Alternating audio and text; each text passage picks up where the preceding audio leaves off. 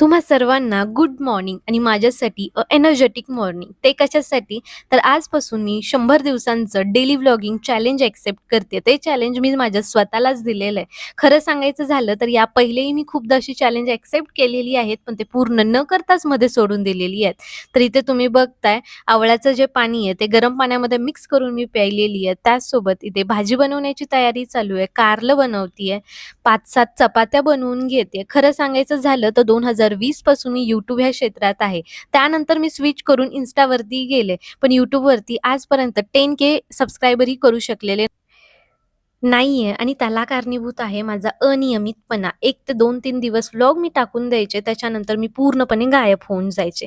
आज ना खूप ढगाळ वातावरण होतं, तरी मी ते सनस्क्रीन लावतीये, कारण काय माहिती सूर्यही माझ्यासारखा आज कुठून कसा उगवेल.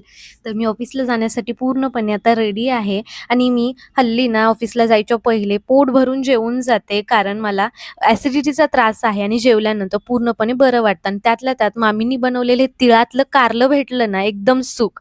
तर इथे तुम्ही बघताय हे जे नेक पीस आहे ना, मी काल Flipkartवरून घेतलेला. खूप मस्त दिसतोय आणि जर तुम्हालाही माझ्या या 100 डेज चॅलेंजवाल्या व्लॉगिंग चॅलेंजवाल्या जर्नीमध्ये समाविष्ट व्हायचं असेल, तर तुम्ही मला आत्ताच सबस्क्राईब करून ठेवा आणि आपण भेटूयात आजपासून 100 दिवस दररोज माझ्या वेगवेगळ्या कहाण्यांसह.